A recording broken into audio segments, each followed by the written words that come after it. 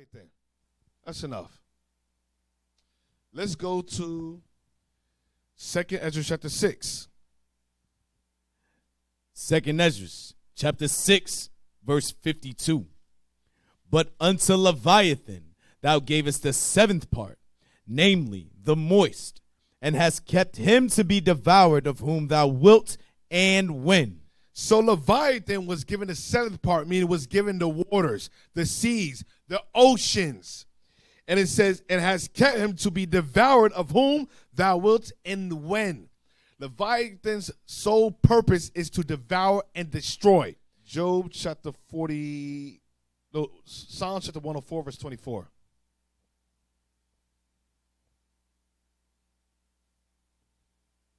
Psalm chapter 104, verse 24. O Lord, how manifold are thy works, and wisdom hast thou made them all. The earth is full of thy riches. So is this great and wide sea, wherein are things creeping innumerable, both small and great beasts. Both small and great beasts. Read. There go the ships. There go the ships. Read. There is that Leviathan. And where the ships are, there is that Leviathan. There go those ships. And that's why I say he keepeth to devour. And when to devour? To devour what? Those ships. Go on. Whom thou hast made to play therein. God says, I'm going to give the Leviathan to play with those ships of the seas. Go on. These wait all upon thee, that thou mayest give them their meat in due season. God says, I give those ships, I send the ships out there to give Leviathan its meat in due season. Get me Job chapter 41, verse 1 now. Job chapter 41, verse 1. Canst thou draw out Leviathan with an hook? Can you fish Leviathan just like you overfish the sea?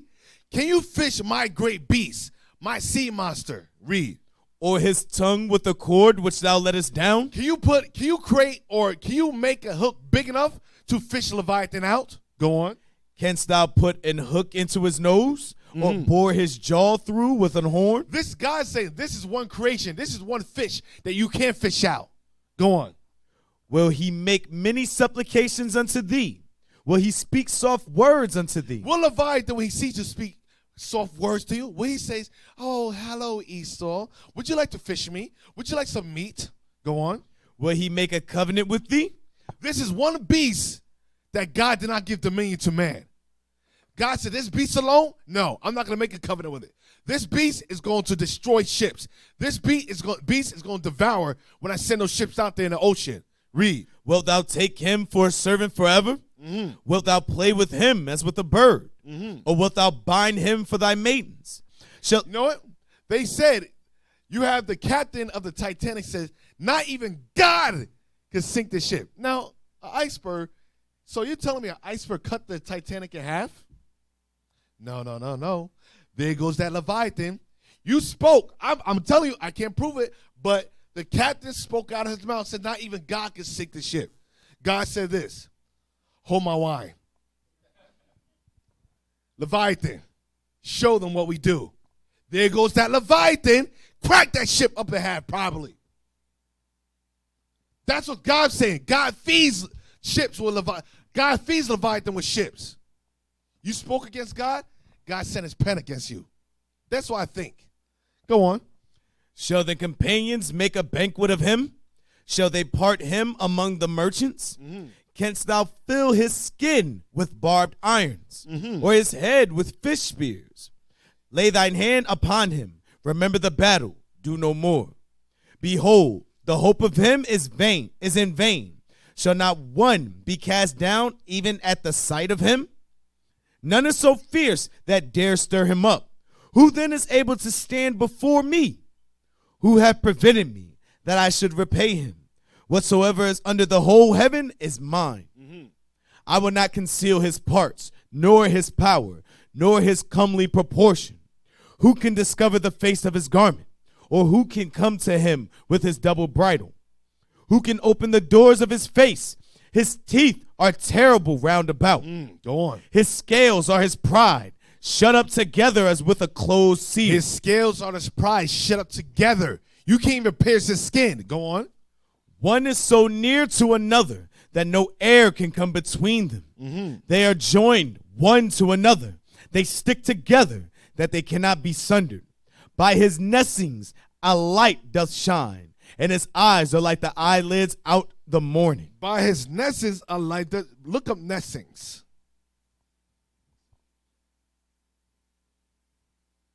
Look up nestings. S-I-N-G. And you wonder where they get the movie Godzilla from. Godzilla swims in the water. Its scales is tight, and it breathes out fire. But this is a mythical creature. It's not real, right? But they base movies all over on Leviathan. Or they call it the Kraken. Got it? Nestings. And this animal. This animal has a habit of inflating himself.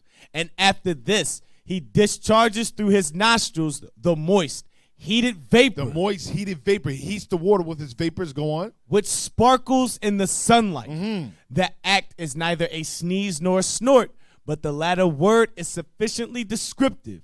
There is no allusion to legendary fire-spouting monsters. Now, let's go back. Where's it at for Nising? Verse 18. By his neesings. Is our Facebook still up? Keep going. By his neesings a light doth shine, and his eyelids are like the eyelids of the morning. Out of his mouth go burning lamps and sparks of fire. So Leviathan also shoots fire out of his mouth. That's what you call a dragon. You have on land, or you have land dragons. That's why St. George the Dragon Slayer our forefathers were able to kill. And then you have seawater or sea dragons, sea creature dragons. Go on. Out of his nostrils goeth smoke, as out of a seething pot or cauldron. His breath kindleth coals, and a flame goeth out of his mouth. In his neck remaineth strength, and sorrow is turned into joy before him. Keep going. The flakes of his flesh are joined together. They are firm in themselves. They cannot be moved. His heart is as firm as a stone, yea, as hard as a piece of the nether millstone. When he raiseth up himself, the mighty are afraid. By reason of breakings they purify themselves. The sword of him that layeth at him cannot hold. The spear, the dart, nor the harbigan. He esteemeth iron as straw, and brass as rotted wood. The iron cannot make him flee. The arrow cannot make him flee. Sling stones are turned with him into stubble. Darts are counted as stubble. He laugheth at the shaking of a spear. Sharp stones are under him. He spreadeth sharp pointed things upon the mire. He maketh the deep to boil like a pot. He maketh the sea like a pot of ointment. He maketh a path to shine after him. One would think the deep to be hoary. Upon earth there is not his like, who is made without fear. He beholdeth all high things. He is a king over all the children of pride. He's a king over all Edomites. All the God created him to put Esau in check and to feed him and send Esau out there and have him devoured by Leviathan. Notice how it described. When you look at the description, wait a minute, that sounds like a dragon. Leviathan is a dragon, or Esau calls it a dragon. God calls it Leviathan, a fire-breathing water serpent. Get me the clip. And Esau knows it. That's why you see in the movie clips. Give me the clip from Pirates of the Caribbean. Esau knows Leviathan. He says Esau has seen it many times. We have documented records. We have pictures.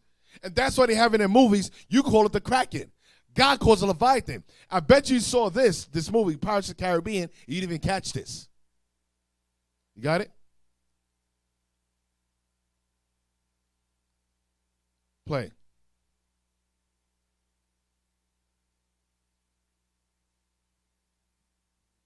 Unmute it. Take it. I would trade anything for it. It's funny what a man will do to forestall his final judgment. You made a deal with him too, Jack. raised the pearl from the depths for you. 13 years you've been a captain.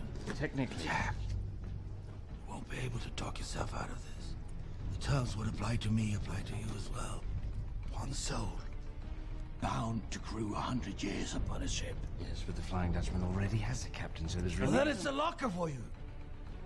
Jones's terrible Leviathan will find you. Wait, pause that. It will drag the... Go back. Right there, start there. It's funny what a man will do to forestall his final judgment. You made a deal with him too, Jack.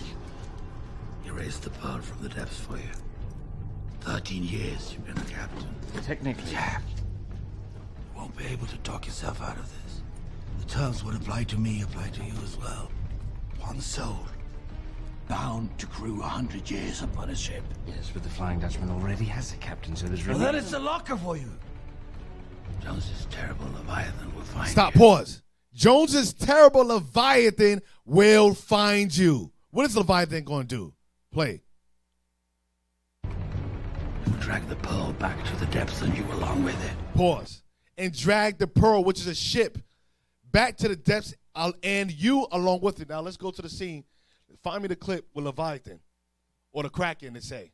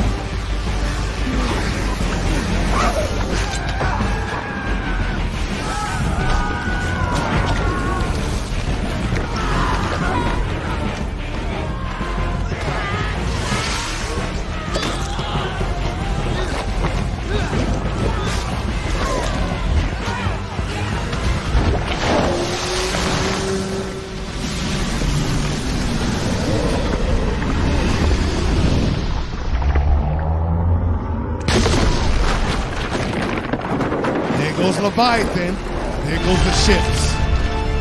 Now, pause that. Read Job again. Read Psalms 104. Now give me the next image. Psalm chapter 1. Are we back up on YouTube? All right, give me the next image. Psalm chapter 104, verse 26. There go the ships. There is that Leviathan, whom thou hast made to play therein. These wait all upon thee, that thou mayest give them their meat in due season. Mm-hmm. So it says, there goes Leviathan, and there goes those ships, that God may give them their meat in due season.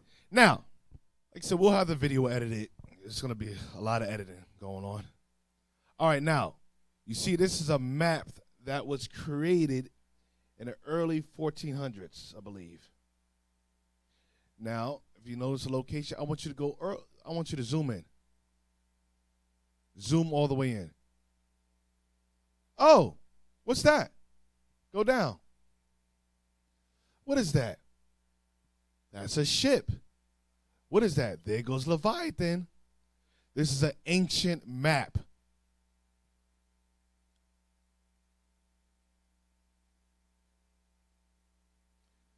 Now, the next picture I want you to go to, I want you to actually go to, which is Blog Biodiversity Library.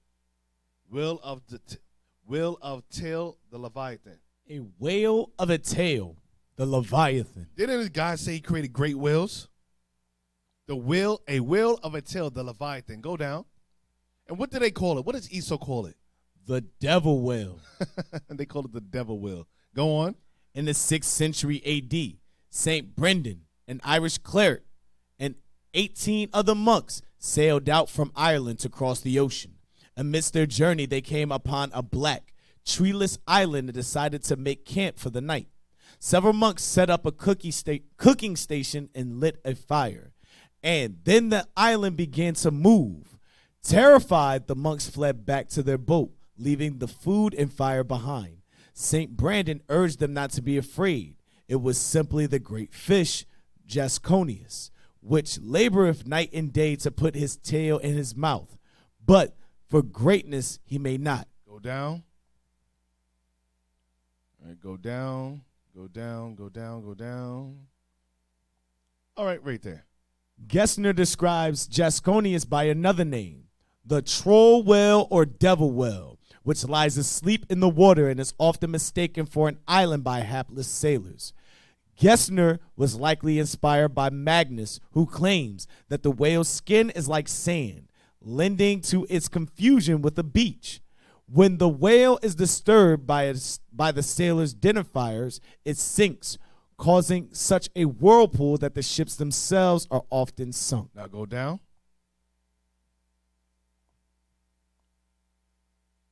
One second. Go down. Go down. Keep going. Keep going. Keep going. Go. Right there. Pristers. Pristers are found in multiple forms throughout Carthamarina and in many subsequent publications. Magnus actually identified these beasts as whales, describing them as 200 cubits long and very cruel. Go down.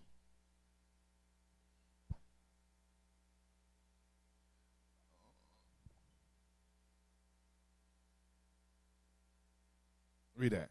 The common feature among them is the presence of two blowholes, most often acting as water cannons, drowning unlucky vessels. Magnus warns, to the danger of seamen, he will sometimes raise himself beyond the sail yards and cast such floods of waters above his head, which he had sucked in, that with a cloud of them, he will often sink the strongest ships. He will sink the strongest ships. That's why God says, there goes that Leviathan. Go on. Sometimes, not content to do hurt by water only, he will cruelly overthrow the ship like any small vessel, striking it with its back or tail. If that isn't bad enough, Magnus also claims that it has a mouth like a lamprey, whereby he sucks in his meat or water. Go down.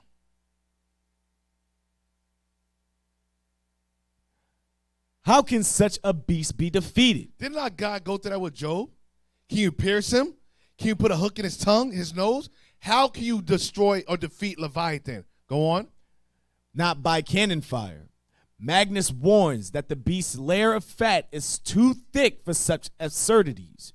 Instead, try sounding a trumpet, which will startle the monster, or dump some empty barrels in the ocean, with which the creature will become distracted and stop to play. Go on.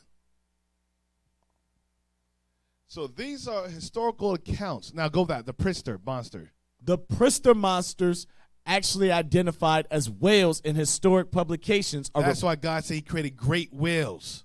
Go on. Are reported to be mighty enough to sink the strongest ships. Cannon fire was, according to Olaus Magnus, who published 3 versions of them in 1555, useless against these beasts. You can nothing. A cannon fire, nothing could go against these beasts, Leviathans. Go on.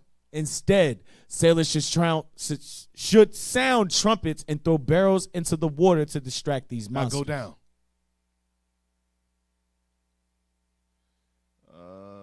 Go down. Keep going. Keep going.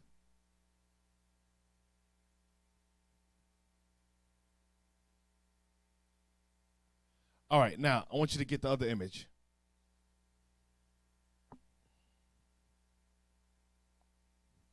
All right. So this is another image of a Leviathan. As you can see, it's wrapped around the ship. Look how big it is. Look at its scale. What does that look like? An underwater dragon. Now give me the next one.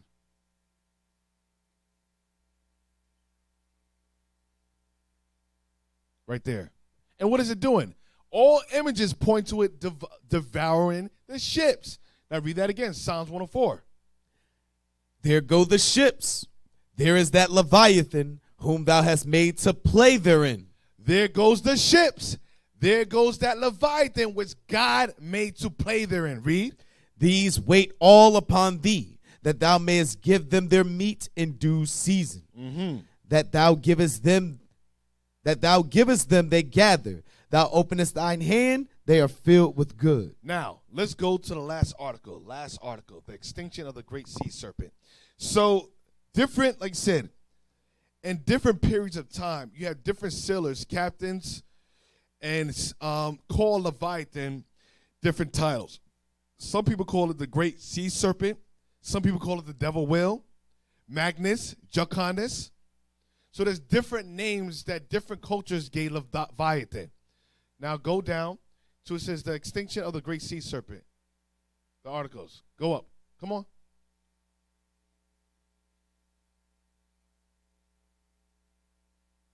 Yep. Enlarge it. Let's start it from the top. It's going to be quite a bit of reading.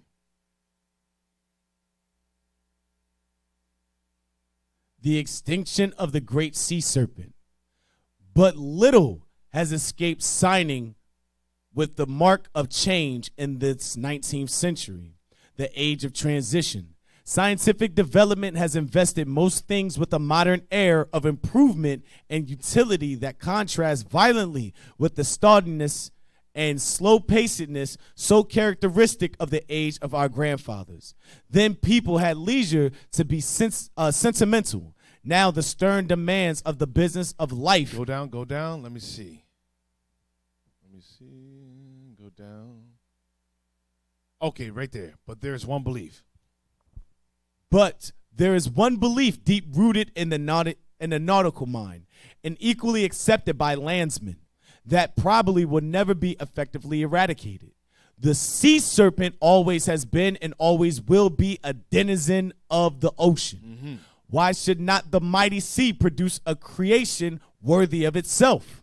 The wisest paleontologists deny its existence. We don't care what you deny. The Bible says it exists. Go on. Say the skeptics. They are able to find no definite data upon which to assign the monster a place in the ranks of animated nature. We don't care about your data. We don't care about your scientific theory. We don't care about your hypothesis.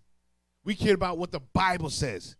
Facts. And we have actual evidence, historical evidence. And we're actually reading the evidence right now, as he's going to bring out. Read. Never mind positive proof, argue the believing ones. Prove conclusively that the creature does not exist. And then, and not till then, will we give up our faith in its being. And so it has come to pass that the sea serpent lives on and will continue to do so until its existence is disproved, a task admittedly impossible. So they're saying that no matter how many scientists say, it's disproved, it's only a mythological creature, they says it's too much facts and evidence, too much depictions, images, it's on maps everywhere. You can't refute it. When God says there goes that Leviathan, one creature he created for the land and one he created for the sea, God meant it. Go on. The widespread belief in the existence of some great ocean monster has been common among all maritime nations from the very first ages. And the prevalent faith in the great sea serpent is no doubt traceable to the myths of our Aryan ancestors. It is worthy of note that the popular notion of the sea serpent is decidedly Miltonic. In Paradise Lost, the description of the archfiend is the exact prototype of the sea serpent as seen by captains of merchantmen and others. Now the Kraken. The Kraken. So minutely described by Pontipinin, the good Bishop of Bergen goes on all fours with the account of the serpent alluded to above. The sea serpent of his day was seen to rise from the sea in undulations, the visible portions looking like islands covered with seaweed, while it waved in the air mast-like arms, capable of dragging ships beneath the waves. Its sudden sinking caused a whirlpool credited with the power of engulfing the stoutest vessels. It is unjust to the memory of the good and pious Pontoppidan to think that such a keen observer of nature is exaggerating. But in all probability, the Kraken was one of the gigantic cephalopods which occasionally make their appearance off the Norwegian shore. The Atlantic Ocean is, however, par excellence, the home of the sea serpent. This is not as might be expected, for it is a well-known fact that certain parts of the Indian Ocean, especially those adjacent to India and the East Indian archipelago, swarm with veritable sea serpents, members of the genus Hydrophis or Hydrus. These creatures, which resemble eels, being keeled on their undersides, are but from 2 to 5 feet in length, and it is no doubt owing to their smallness of size and the fact that they occur near land and in considerable numbers that they have never been magnified into real great sea serpents. In mentioning a few of the best authenticated instances of the sea serpent placing itself in evidence, it must be remembered that the monster appeared more frequently when the ocean was much less traversed than it is at present, when wind power reigned supreme, and the size of merchant vessels was far below their present dimensions. Many a shipmaster then had the tedium of a long sea voyage agreeably enlivened by a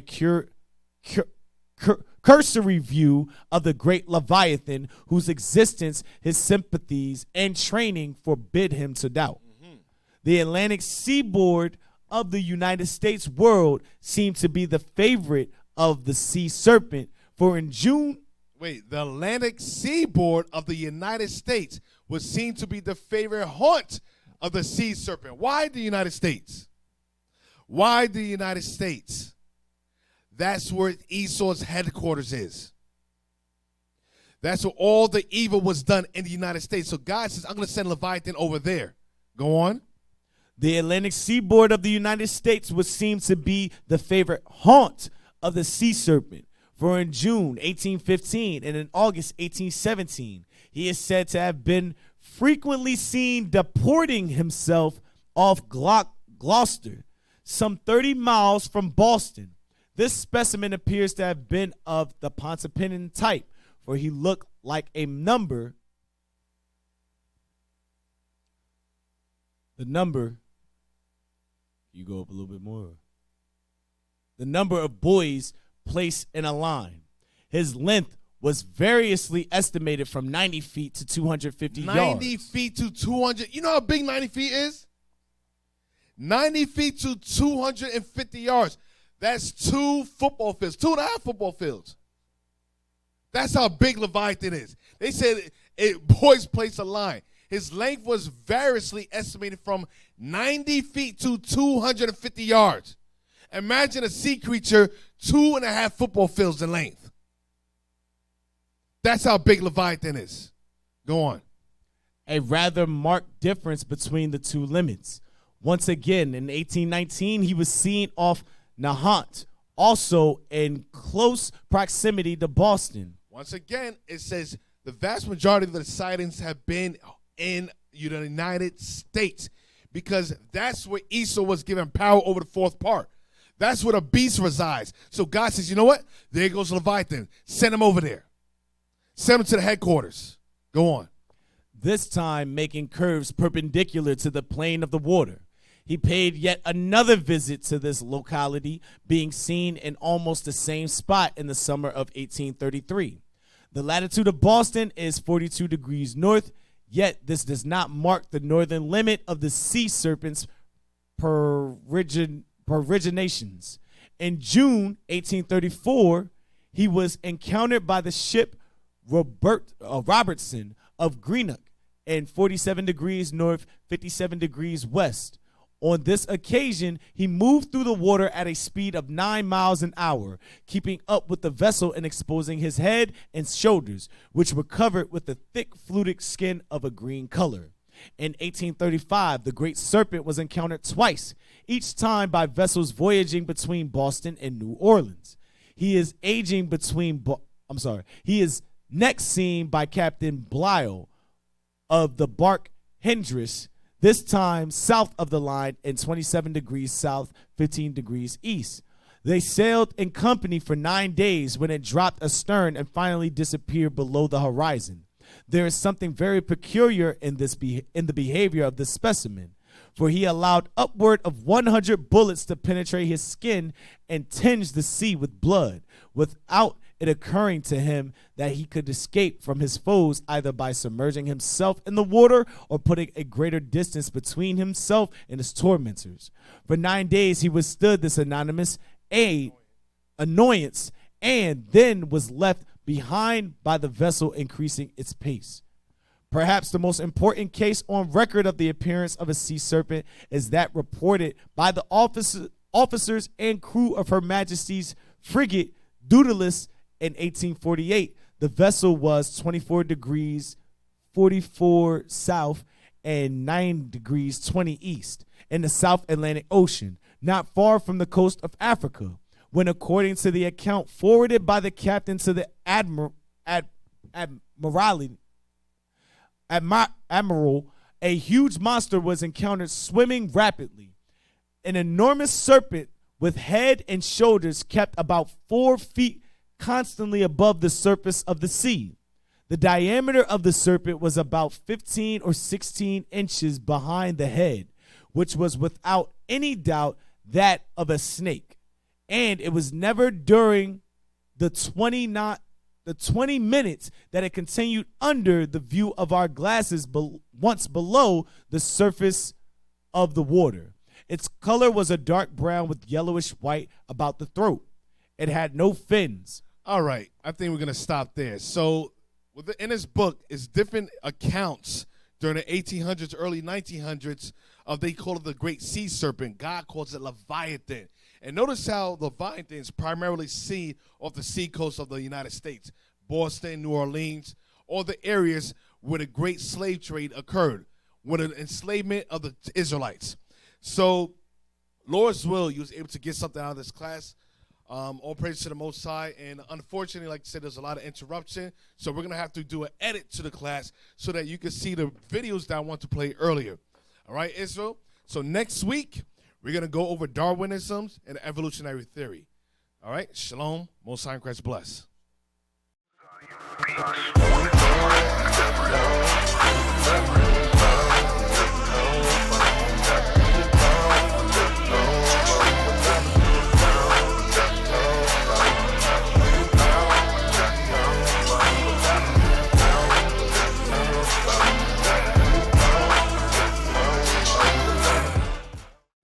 Black power while Heron was pushed, but at the end of the day, nothing's in vain.